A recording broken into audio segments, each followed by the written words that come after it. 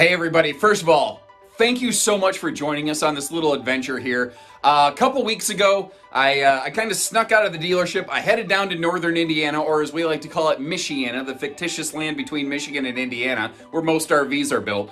And I got to check out this little upstart new startup company called Ember RV. And I had a feeling I was going to see something cool when I got down there.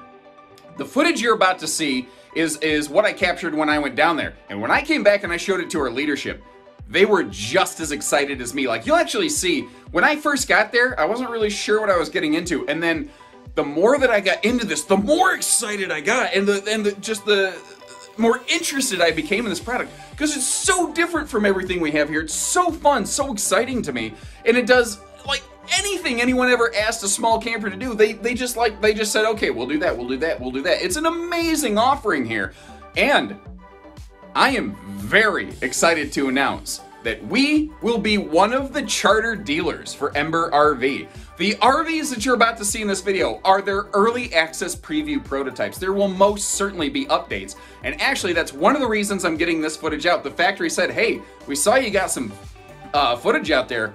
Would you mind putting that out there so that maybe we can make a couple final tweaks before these things go into production and we can make the best RVs that people are looking for right away? So I'm excited to hear that roughly around late October to early September, after this video goes live, these things will start going into live production. We'll start having our first few coming in. And what I really respect about this factory, to give you an idea, their intention is to start by building slowly. While they're basically getting used to their new facility and everything, they want to make sure that everything is done right, that they set a good impression from the start, and they will likely begin to increase their production over time. So these things may be a little bit difficult to get a hold of initially, but I am really excited to know that we will be there for you at Haylett RV with these. And please, as we go through, share anything and everything you think about these. If you see something you like, if you see something you don't, if you have questions, if you have suggestions, bring all that into this video and let us know what you think. Sorry, I had to cut myself off like the orchestra playing somebody off on one of those award shows. I am so excited to bring this to you, and I can't wait to see what you think about it.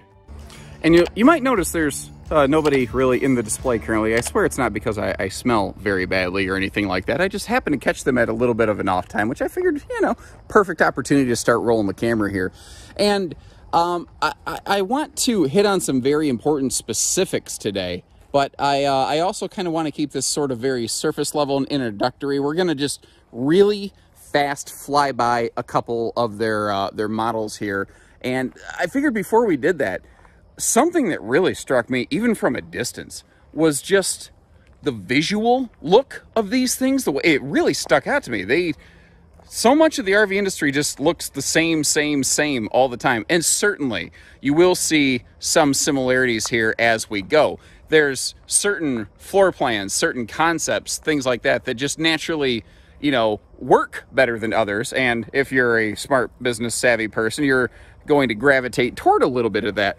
But what I really commend them on here is coming up with something that just really has a dynamite look to it.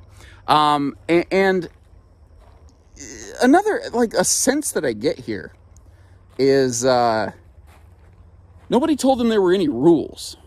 They're really kind of writing their own playbook here. They're doing what works for them the way it works for them. They're not really acting like they're beholden to anything that anyone has done. I tell you, something that is just an absolute tenet of my personal training in business is if someone ever utters the phrase, "Why do we do that? Because it's how we've always done it," get away from that person. You don't need that kind of negativity in your life. And you don't have to look too awful close to see there's a lot of first-time unique concepts, or at least very less common to the North American market. There's a lot of things here that sometimes you'll see in, say, like the Australian, the European market, but there are a lot of very, very different things going on here.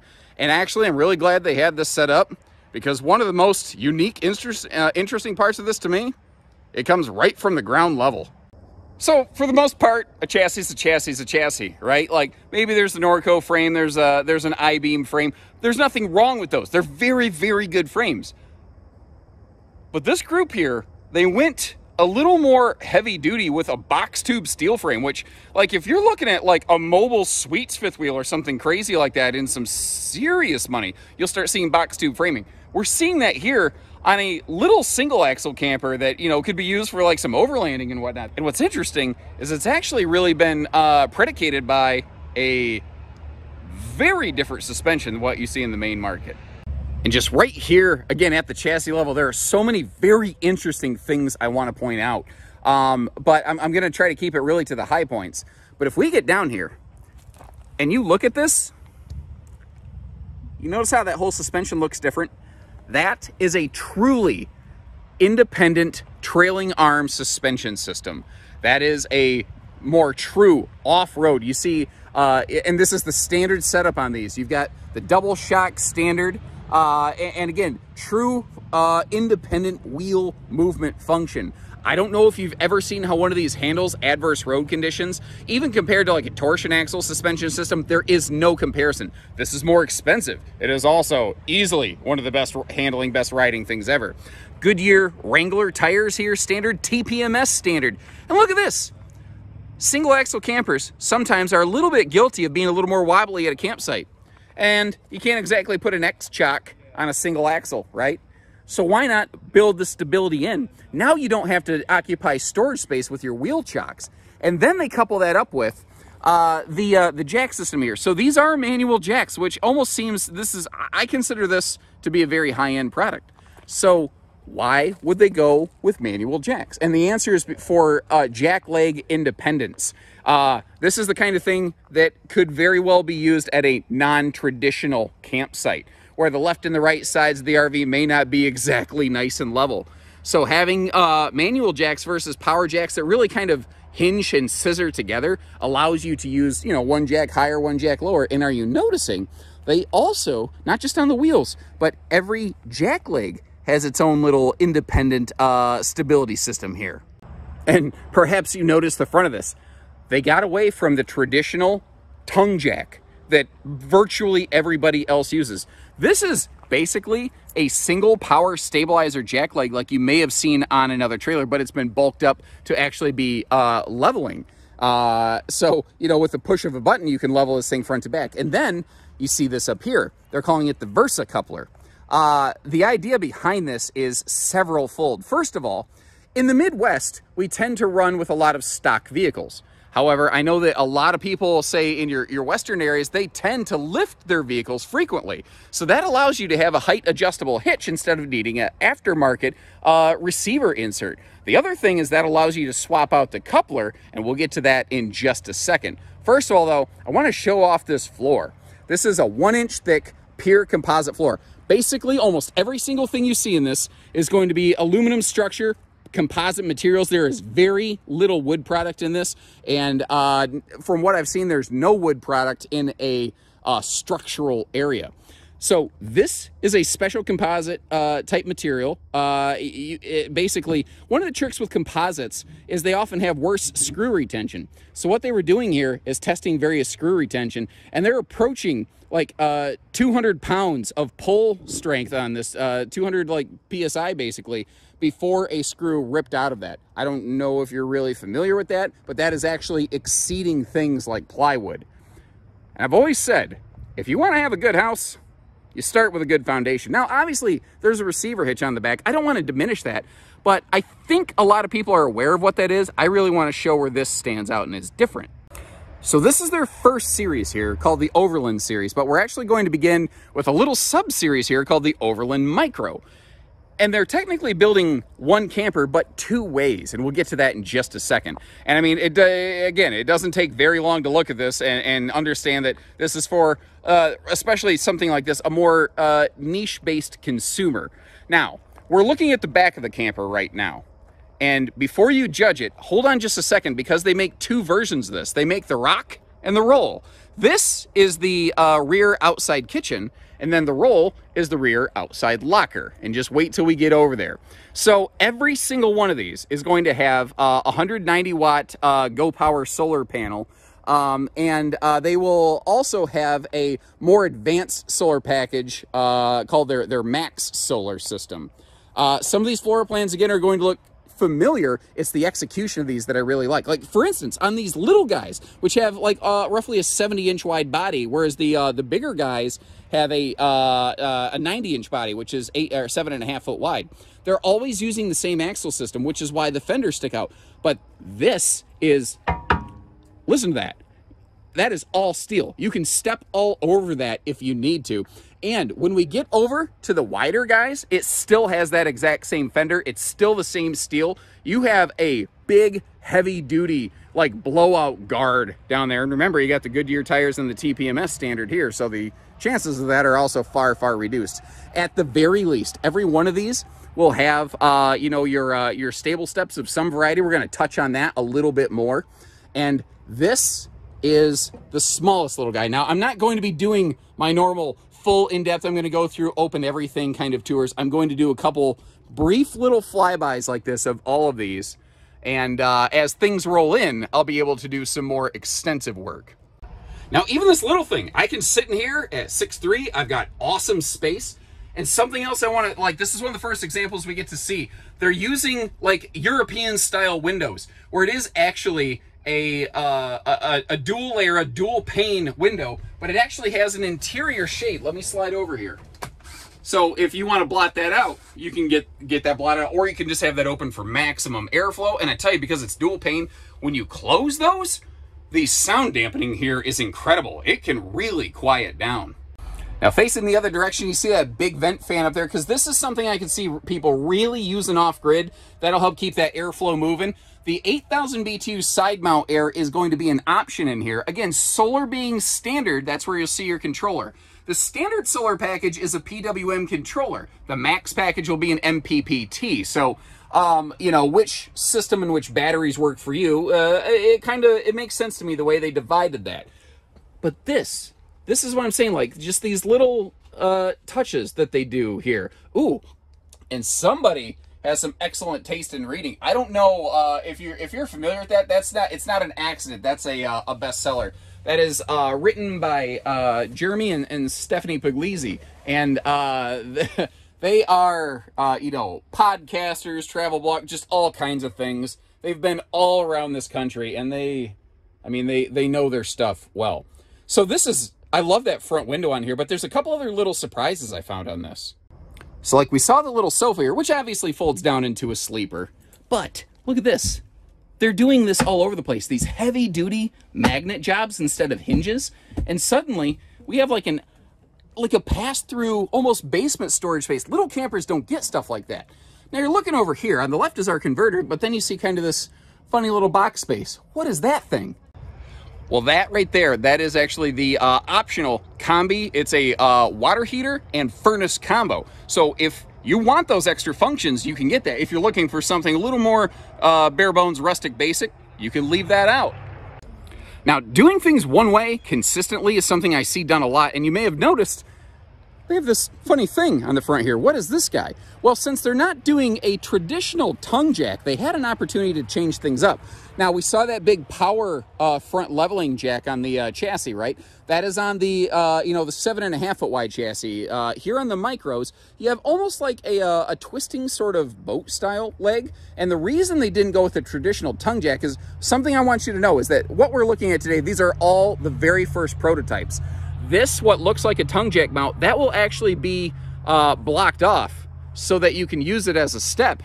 And you may have guessed it, you can actually walk right on that box up there.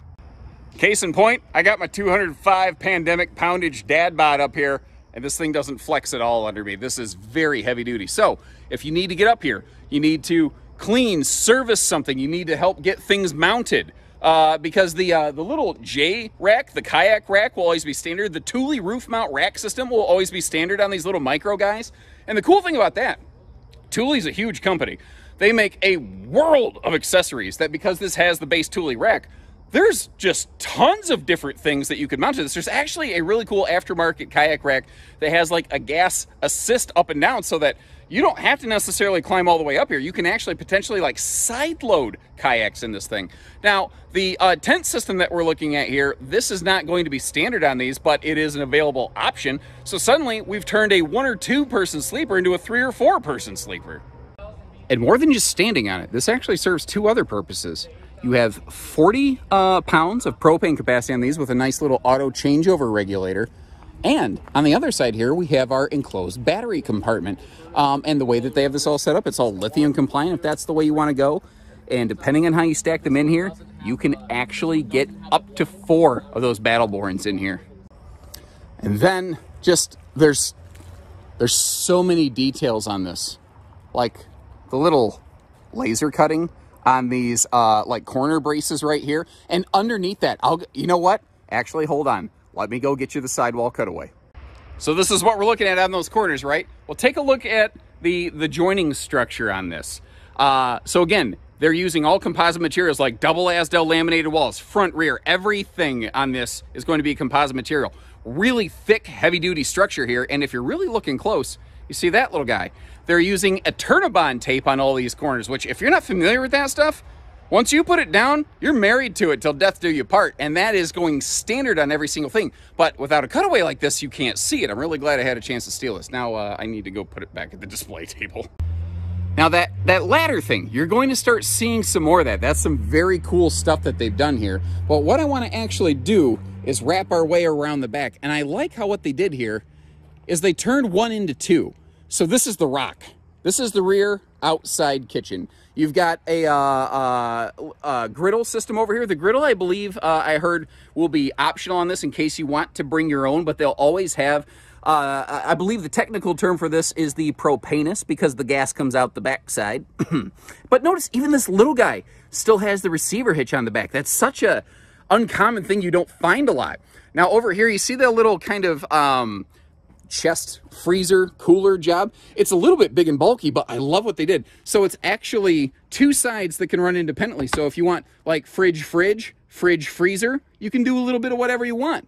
But that thing is not mounted in there. You can take that out if you want. You see it's on wheels. We have like the airport luggage roller cart system. So suddenly now you want to wheel that around and move it around the campsite, leave that open. Or let's say you're going to have friends over and you're going to be hanging out at the house. You could use that like for family get-togethers. But look at like the cabinet stuff up here. This is all galvanized rolled steel. The entertainment system on this, anytime you see an entertainment, it'll be this unit. It's a 32-inch Furrion TV soundbar combo. And then there's HD plugs and things if you want to, upgrade your entertainment a little bit. And that's all really cool. That's all really, really cool. Well, what if you're like, I don't want a TV outside. I'm camping, not glamping. Well, this is the rock. And this is the roll.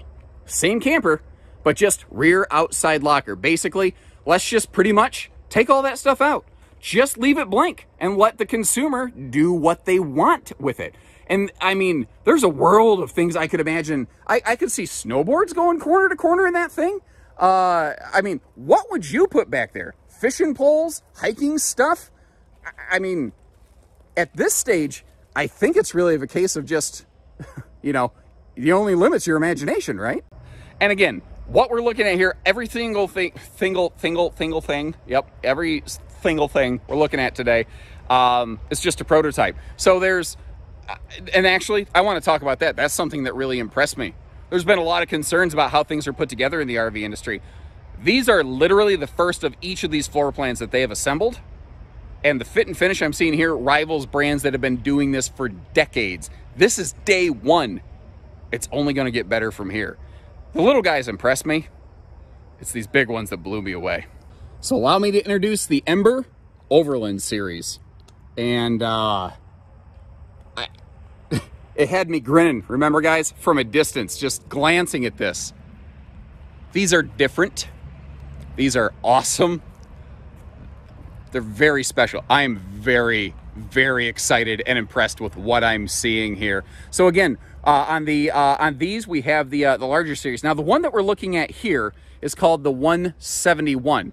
You have to pick a way to name your models, right? Eventually you have to have some kind of answer for this. So it said, okay, 17-foot box, one slide, 171. We are going to see, and it's a FB, front bed. We're going to see in a minute a 191, which means 19 box, one slide, and that will be a Murphy double bunk, MDB, baby. You see we have the option here of like rear and side observation cameras. we've got a nice front pass-through here, and you'll see why this is kind of boxed off. You're like, why isn't this a wide open pass-through? Because this has the Solar Max series, and they basically built a box in here so that if you want to have those lithium batteries parked inside, you can. Because what we're looking at up top is not a single 190-watt roof panel. It's actually 3 of those. So what, do the math, 570 watts? And a 3,000-watt hybrid inverter, which is going to be very friendly for mooch docking. And we're not plugged into anything. I can walk into this thing right now, fire up the air conditioner, do literally everything. The standard solar package on these will have every outlet wired to the inverter. I believe it's 2,000 watts, but again, this is all new. I'm just shooting this all from memory here after a very whirlwind tour. But it'll run everything but the air conditioner and the microwave. And then the Max series that we're looking at will run everything. But look at this, like a fifth wheel. You have a Nautilus style docking center right here. They're also including, they're including a little 45-degree brass fitting for you, but only one, because you should only really have one of these hooked up at a time so you can't screw it up. And they're helping you angle the hose down through the little feed port line there so that you don't run a hose up through here, close the door, and crimp the hose and then think the water pressure here sucks. My camper doesn't work. This is terrible. They're helping you make sure that things aren't not right from the start. Now remember, tire pressure monitoring standard on every single thing. That's this here, battery disconnect. That right there is the control module for the slide system. Everything is just, it's accessible, but tucked away very nicely. And look at the wings on this. See those little wing ups there? I'm gonna zoom you in on this a little bit because this is very, very cool. Look at the Ember etching into that. You know what I thought about? Not only does that look cool, but consider this. Like, you see old cars with wings and flares and stuff, you're like, oh, they had so much character, that was so cool. That's what that kind of feels like to me, and wait till we see the back end of this thing. Can you tell I'm excited? But you know what else I thought about? Notice how we've got a full opening skylight up there? Well, you don't want a tree branch hitting that. I can't tell you how many times I've seen a used RV come on trade at Haylett RV, and I've seen where like an air conditioner shroud or something got banged. I don't want a tree branch going through a big skylight. Well, those steel flares, basically, those are going to be tree branch guards. That will help direct that branch away from the front of your trailer. I don't know if that's what they were intending, but I looked at that and I said that idea really works. Now notice on the larger series, the 7.5 foot wide series, we got the handy stinky slinky holder. We have an enclosed underbelly. There's tank heaters, all that stuff. And again, we are not hooked up to power right now. Keep that in mind. The wheel chock system right there, giving us all the stability you could ever ask for. And as we back up here, again, I love the little wing out flares and just the little different shape and character and look that it gives this thing. Kind of reminds me a little bit of like the Jeep crowd. You see that spare tire hanging off the back here. Still has that receiver hitch on the back in case you want to add extra accessories. But then you're looking at this ladder right here.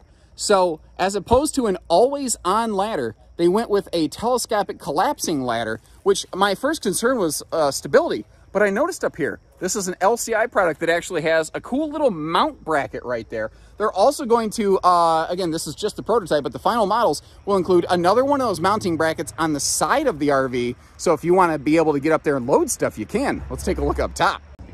So once again, up top here, we're looking at the Max solar package, which gives us 3 of those 190 watt panels. You see that low profile air conditioner right there, the Winegard Air 360 antenna, which means this has an LTE Wi-Fi upgrade potential. Tall skylight too. That's something I liked in the shower, and a big vent fan in the shower to keep that air moving. And as I was walking through this, I have like curious hands. I started flipping switches and pushing buttons. You know what I discovered? Those awning lights are on a dimmer. You ever camp at a place where the neighbor doesn't appreciate your awning lights at night, but you're not ready to call it a night or something like that? It's kind of a damper on the end of the evening, right? But you can tone that down a little bit. Or maybe you just have had one too many and the lights are getting a little bit bitey. Now, a couple things I was advised here is, you see how these baggage doors open down? There's basically going to be like a drawbridge style cable right there on a little carabiner, so that if you want to disconnect that, you could use that like a table if need be, or you could just totally leave it flat down like that. Now this door that opens sideways, again, that was a last minute prototype item. That will also flip down potentially like we discussed on the other ones. And again, if you don't prefer their style of cooker, there's always a gas grill quick connect. You can do whatever you want with it. Passing those Goodyear Wranglers and that trailing arm suspension system. This is the new Lippert Levitate step. This thing is really, this is really cool looking. So it's stable as can be. It uses the same foot pad as the power thing on the tongue there, but check out the stability of this. Okay, so again, I'm a pretty big, hefty dude. Watch the body stability of the camper as I do this. Woo, I'm gonna fall. These things, those things, it is so sturdy, it is so secure, it will not body roll around, which single axle little campers are so inclined to do. Okay, so moving inside here, I love the decor. It's light, bright, open and airy, but it's not just farmhousey like a lot of things are. And I was given a lot of information about potential changes, like that window's gonna slide down a little bit. There will be full overhead cabinets above. But what do you guys think about these overhead spaces right here? Since this thing isn't in final production, I figure maybe we can get them some feedback. These almost look like wrought iron, but they're actually elastic bands. I don't know. What do you kind of think about that? And another thing I thought when I sat down here at the sofa is we're looking at a nice blank wall over there. I feel like I want something there. I don't know if it's a window or if I want the cabinet to continue around, but I want something there, right? But I'm getting ahead of myself. Let me back up a little bit. This is a very familiar floor plan. Everybody and their brother, you know, Coachman, Rockwood, Catalina, everybody and their brother does a floor plan like this. So the floor plan is not necessarily earth-shattering. It's the execution of it. And I think one of the major items is the bed size. That is a 60 by 80 true queen. Now, they almost have it set up like this is a footboard, not a headboard. But personally, I think I'd probably have the pillows down on the other end because of the TV's positioning. But look at this little thing. Let me get this out of the way real quick. Look at that. And that is all hardwood. And then you see just little hidden outlets. You see the little orange Ember glow. You think they did that on accident? And what do you think about these guys? Of course, the battery's dead. That's supposed to light up, but my battery's dead. Awesome. Somebody must have left that on. Screwed myself up. Should have checked that first. Whatever. So I'm going to sit down on the sofa over here and give you kind of a look. Remember, you've got that is 12 volt or 110 entertainment system right there. Full storage behind that. Remember, you have the camp kitchen down below. And kind of like those little bands, I'm wondering, like, what would you want to do here? Would you be okay if they brought that in just a couple inches and made a small hanging closet where you have a couple garments that could hang sideways in there? What do you think about that? Down below here, you see this funny little alcove. Perfect little spot for like duffel bags, shoes, little things like that. Again, that is a 60 by 80 residential true queen bed. But if I kick my shoes off, look at this. We're going to do this in real time. How cool is this right here? I mean, how cool is this right here, right? Now, I looked at this, and again, we're in prototype phase, and I said, yeah, but where do you eat? What they're going to do is come up with it's called a Laguna-style table. One of those little wedge-shaped mounts on the front of that right there, so that you have a dining table that you can slot in place. I like the cup holders on either side of that. Again, all the windows are those nice dual pane style windows. Remember the air conditioner in here. We're exclusively on battery power right now, guys. The Solar Max system will legit let you run the air conditioner. Depending on how many batteries you have, we'll talk more about battery space on this, but there's room on this RV for like 2 to 4 like Battleborn lithium-ion 100 amp hour batteries there. Sorry, a lot to talk about. And this is I like the symmetry they really accomplished in this kitchen. I like the thinner 2-burner stovetop system right there. Good cabinet space. 4 drawers, down to the floor. No, 3 drawers on this one. I'm sorry, because down here, the other model had 4 to the floor. That's your combi, water heater and furnace combo, which is just such a cool device. You see the Dometic 12-volt DC compressor fridge over there with the max solar package. You can very easily overcome the demands of that for full-time, or extended massive off-grid capability. Porcelain foot flush stool right there with some interesting packaging on top. An idea that I had is, even if it's just a little corner cabinet, give me just enough of a space in here just to put a couple towels, large, well, as large as they could, corner shower in this thing.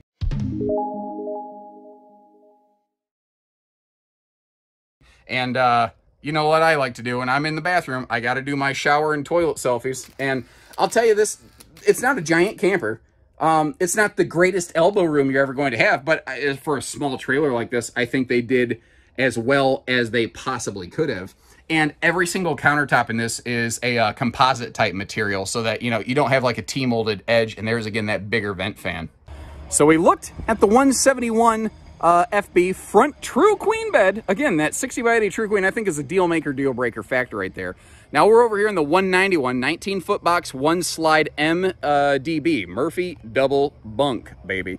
And what we're getting up here is, this is an aftermarket option. It's just, they're showcasing what you can do with that Versa hitch system right here.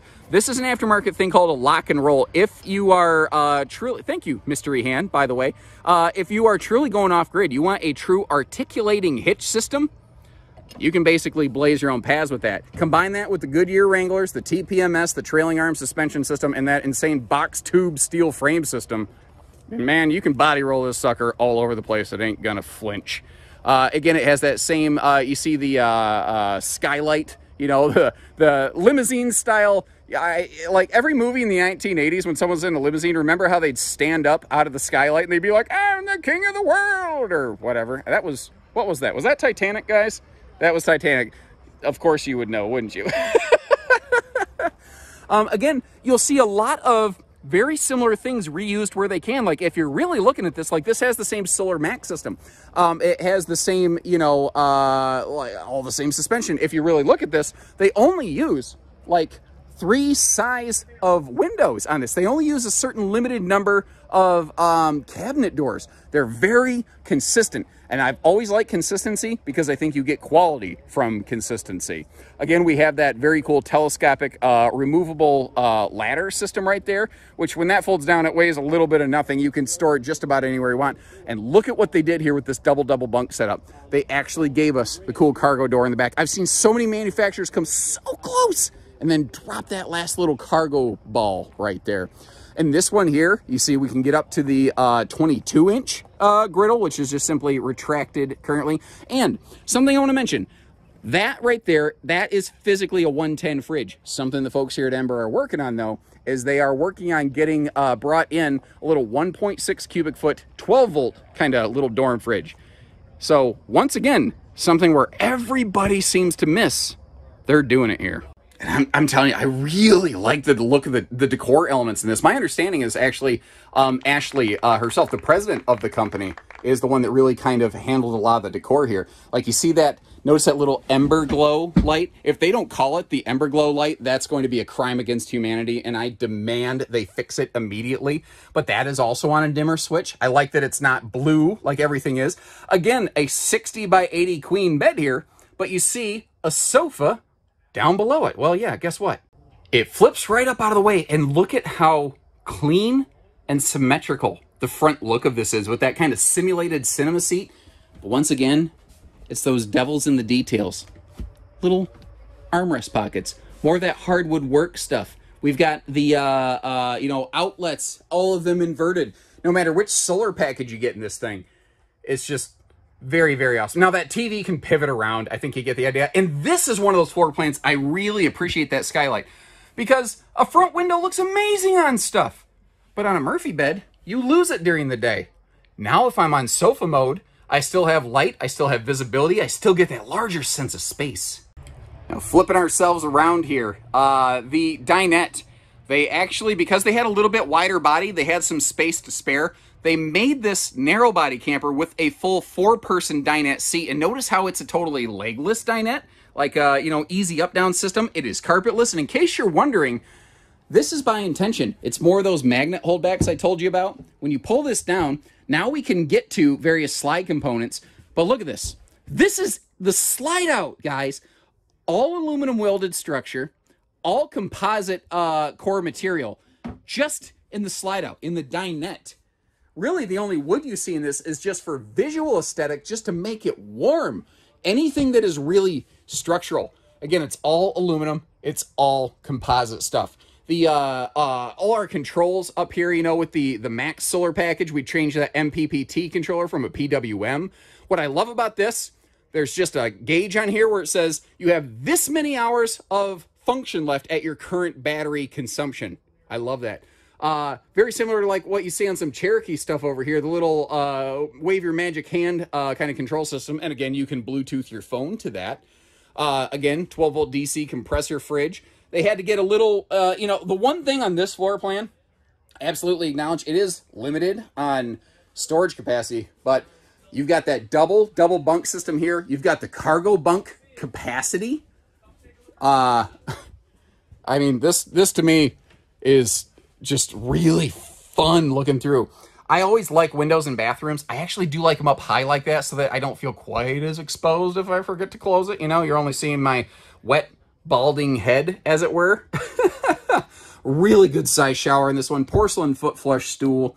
Just, this doesn't feel like a small, narrow body camper right here. This is just terribly, terribly impressive to me.